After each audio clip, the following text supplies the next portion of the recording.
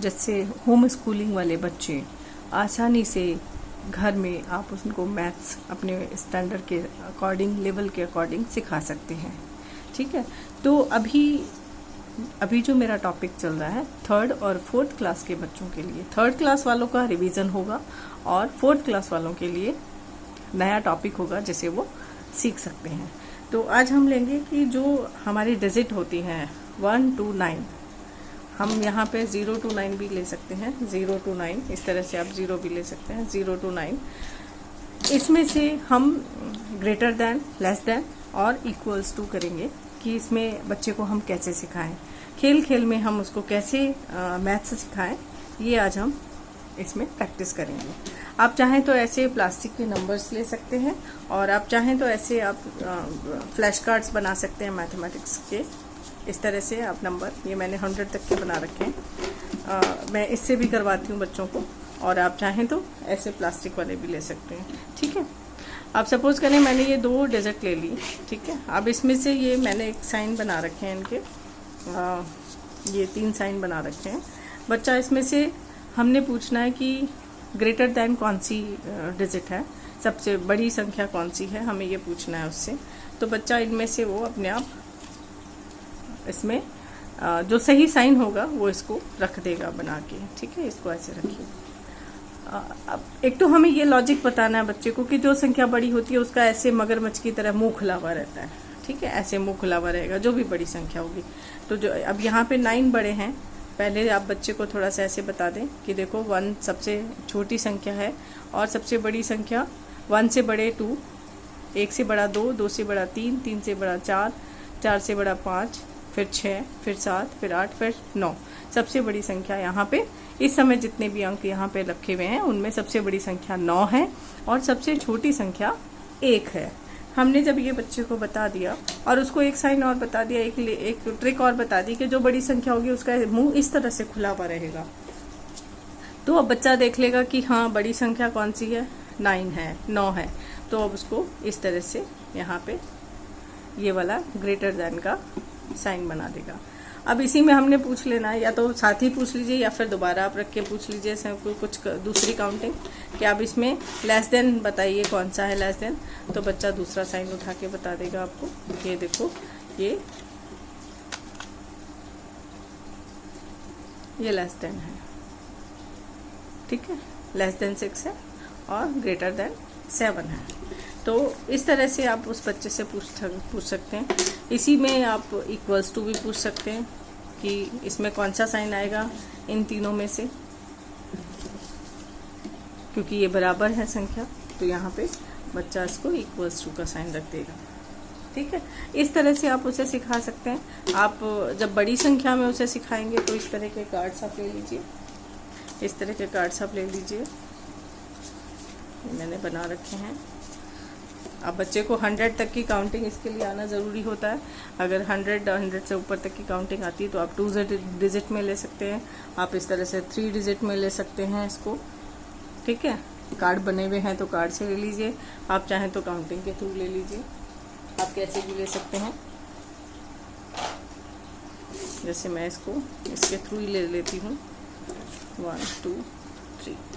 ठीक है, अब इसमें से बच्चे को बताना है कि बड़ी संख्या कौन सी है। आपको दिखाई दे रहा होगा शायद यहाँ पे, बड़ी संख्या कौन सी है ये बच्चे को बताना है। तो आप इसमें बच्चे को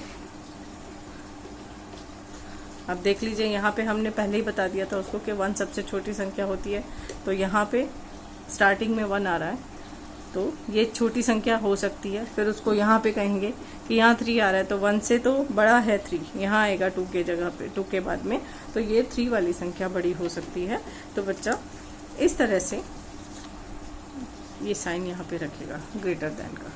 ठीक है, तो इस तरह से खेल खेल में आप उसे सिखा सकते हैं कि बड़ी संख्या कौन सी है, छोटी संख्या कौन सी है। मैं बेसिकली इसी तरह से सिखाती हूँ, बच्चा सीख जाता है।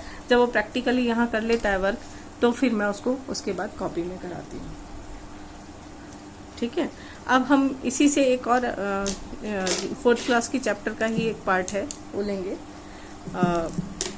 इसमें हम 3 कोई भी संख्या ले लेंगे, 3 का ही करवा लेते हैं पहले।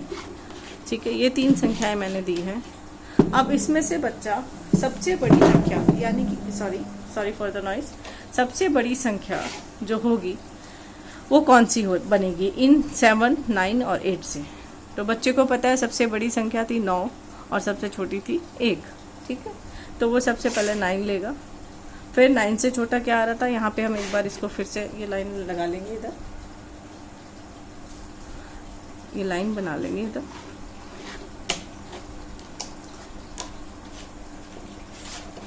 ये लाइन हमने इधर बना ली। अब इसमें से हम इसमें निकालेंगे कि सबसे बड़ी 9 थी, ये 9 ले लिए, इससे छोटे 8 हैं, 8 हैं तो ये ले लिया, और इससे छोटा 7 है, ये सबसे बड़ी संख्या हमारी बनी, ठीक है। इसी तरह से कुछ और नंबर भी ले लेते हैं हम। ये देखिए मैंने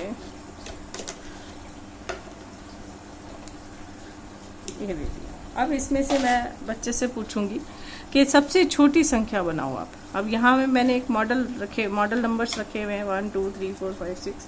तो यहाँ पे देख लेंगे सबसे छोटा क्या शुरू हो रहा है, 1 इसमें नहीं है, 2 इसमें नहीं है, 3 है। तो सबसे पहले वो बच्चा 3 को यहाँ रख लेगा। फिर उसके बाद क्या आ रहा है, 5 रख लेगा। सबसे छोटी संख्या हमने ले ली पहले, ठीक है। उसके बाद क्रम से बढ़ते जाएंगे और फिर हम 6 ले लेंगे। तो ये 3 5 6 सबसे छोटी संख्या बन गई, जो हमने नंबर डिजिट बच्चे को दिए थे उसमें से सबसे छोटी संख्या बनी है। अब इसी संख्या को सबसे बड़ी संख्या कैसे बनाएगा बच्चा, तो सबसे बड़ी क्या है देखो, सबसे बड़ा क्या है 6, तो 6 को यहाँ रख देंगे। फिर इसके बाद आ रहा है 5, मतलब उल्टा चलना है। फिर यहाँ सबसे लास्ट में 3 आ रहा है, तो ये 3 उसी नंबर से सबसे बड़ी संख्या भी बन गई, ठीक है। तो इस तरह से आप उसे लार्जेस्ट और स्मॉलेस्ट नंबर बनाना सिखा सकते हैं बच्चे को। एक और इसमें मैं चीज़ लेना चाहूँगी, कोई भी नंबर हमने बच्चे को दिया, सपोज करें ये हमने 6 5 और 3 दे दिया, ठीक है। इसी तरह से आप डिजिट 4 भी ले सकते हैं, 5 भी ले सकते हैं। बच्चे का जिस तरह का लेवल है, उसके कोर्स में जितना लेवल दे रखा है आप उस हिसाब से लीजिए। कहीं कहीं 3 डिजिट दे रखी हैं, कहीं कहीं 4 डिजिट्स में है, तो आप उसी के अकॉर्डिंग आप उस बच्चे को करवा सकते हैं, ठीक है। अब यहाँ पे मैं ये जो मैंने डिजिट लिया है 6 5 3, इसका हमें एक्सपेंडेड फॉर्म लिखना है। बच्चे को एक्सपेंडेड फॉर्म बनाना है, तो कैसे बनाएगा बच्चा, तो मैं 5 6 और एक 3 नंबर ले लेती हूँ यहाँ पे। तो देखिए ये 6 मैंने ले लिया, ये वाला नंबर। अब यहाँ से मैं काउंट करूँगी 1s 10s, ठीक है। तो 1s और 10s की मैं 0 ले लूँगी, ठीक है। ये 1s और ये 10s, ठीक है, ये हो गया।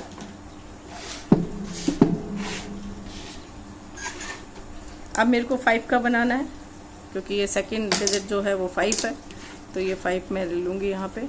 अब इसके बाद का ये काउंट करूँगी मैं, ये 1s है तो एक 0 मैं यहाँ पे रख दूँगी 1s, ठीक है।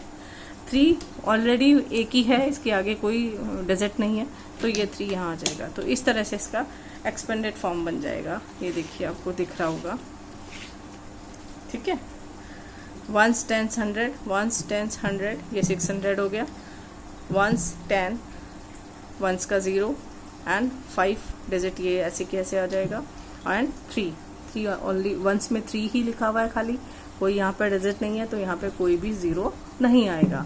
तो ये इसका इस डिजिट का, इस संख्या का एक्सपेंडेड फॉर्म है, ठीक है। बच्चों को ऐसे भी करवा सकते हैं 600 प्लस 50 प्लस 3, इस तरह से भी आप लिखवा सकते हैं कॉपी में, जैसे उनकी रिक्वायरमेंट है वैसे लिखवा दीजिए। जनरली वैसे ऐसे करता है बच्चा, तो 1s 10s का अच्छा उसको ध्यान रहता है, ठीक है। 1s के नीचे 1s लिखेगा, 10s के नीचे 10s और 100 के नीचे 100। ये आप 4 डिजिट में भी करवा सकती हैं, 5 डिजिट में भी करवा सकती हैं, ठीक है। तो इस तरह से आप करवाएं। ये चीज़ें आप चाहें तो इस पर करवा लें, और चाहें तो ऐसे फ्लैश कार्ड बना लीजिए, उन पर भी करवा सकती हैं, ठीक है। सपोज़ कीजिए मुझे 28 का एक्सपेंडेड फॉर्म लिखना है, तो मैं कैसे लिखूँगी। 2, तो ये सबसे पहले 2 है, तो यहाँ पे 2 रख दिया मैंने, और इसका 1s का ये 0 आ गया, ठीक है। और फिर लास्ट में 8 वंस की लाइन में 8 है तो मैं 8 लिख दूंगी। इससे इस फॉर्म को करने से पहले बच्चे को वंस, टेंस, 100 वैल्यू काउंट करना आना चाहिए डिजिट का, ठीक है। वैल्यू, प्लेस वैल्यू नहीं आएगा जब तक बच्चा ये चीज़ नहीं कर पाएगा, ठीक है। तो आप अगर बच्चे को नहीं आता है तो उसको सबसे पहले प्लेस वैल्यू सिखाइए, वंस और टेंस, उसके बाद वो ये वाली चीज़ कर पाएगा, ठीक है। तो वीडियो कैसा लगा ज़रूर बताइए, और मेरे इस वीडियो को शेयर कीजिए, सब्सक्राइब भी कीजिए और लाइक कीजिए। साथ ही साथ कमेंट भी दीजिए कि आपको और किसी नए विषय पर कोई वीडियो चाहिए तो मैं ज़रूर उस विषय पर लेकर आऊँगी। तब तक के लिए बाय बाय।